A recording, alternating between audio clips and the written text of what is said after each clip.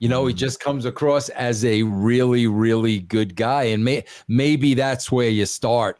Maybe he's the good guy in this Attitude Era who's getting screwed over and over and over and bypassed over and over and over. So the light bulb kind of goes off where it's no more.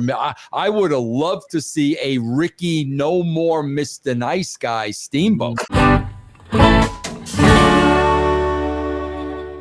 All right, let's talk about Bruce Prichard saying this about Ricky Steamboat. He said the only one I don't think that would have survived, I imagine in this era, this is the quote that I'm receiving, would be Steamboat probably. He added, from this vantage point, probably wise.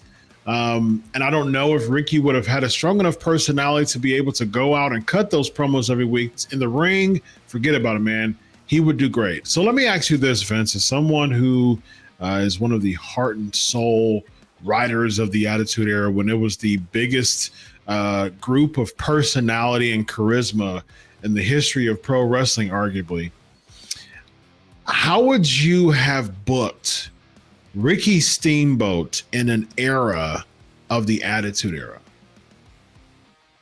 Wow, that's a good question, because, like, you know, on the surface, you know, Steamboat just comes across as a naturally great guy. You know, he just comes across as a really, really good guy. And maybe that's where you start. Maybe he's the good guy in this Attitude Era who's getting screwed over and over and over and bypassed over and over and over. So the light bulb kind of goes off where it's no more. I would have loved to see a Ricky No More Mr. Nice Guy Steamboat. Would have loved to see that. And you know what? I bet you he could have pulled it off. You know, Chris, EC3 will tell you this now because he's got Exodus and he's working with these young minds and these young kids. Chris, this is no joke. I remember being in a pre-tape room with the 1-2-3 kid for like 3 hours. Bro, he could not put a sentence together. But that's why when you work with the talent, you know who needs more help, and you know, so those that need more help, you just work with them more and more reps.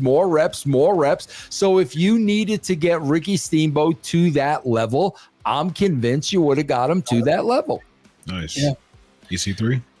If I was Vince and it was the 90s, I can't believe he stole my idea, but I would actually call Ricky Steamboat Mr. Nice Guy.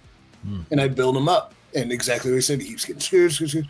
Light bulb goes off. And then he's like, enough. And he becomes no more Mr. Nice Guy. And now he just has a leather jacket on instead.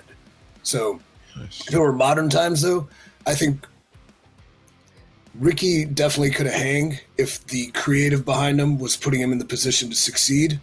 Like with Vince saying, you had to work with guys an extended period of time to get them ready. What I think a lot of creative doesn't do is get to know the people and then put them in the best positions where they can succeed, or find that one thing inside them that they can bring out and then work around that. Sure. Because Ricky Steamboat in the ring, especially the way he had fire, nobody has the fire that Ricky Steamboat has now. And that would have caught on, and that would have been enough. And they're just putting him in the position.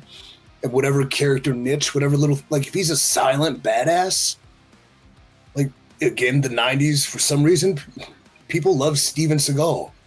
He didn't say much. He just kicked everyone's ass. Like, could that have worked? Maybe.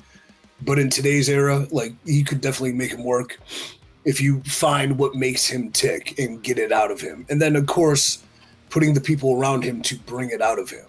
So if you have a very, I don't want to say uncharismatic, but a very stoic sort of babyface, you just put outrageous banana sandwich personalities around him that are a contrast. You have the polarities, they even out. You have the positive, the negative. Like, it makes sense. I could compare Ricky Steamboat modern day to like a Bryan Danielson. Right. You know, someone who's just a really, really good baby face, But when he turned it around, you're like, oh wow, like I didn't see that in him. Like he's a pretty darn good heel too. You know, just the Echo gimmick that he had, man. I think that was money. I think that was a really good type of deal that you like never knew that he had that in him. And so I think that Ricky Steamboat could have had the capability to be a really, really good heel. I do like though that he's the one of the only, if not the only wrestler who never turned heel in his career, man. So, bro, can you imagine if he would have put that kimono dragon on people? like Roberts did? Yeah, man.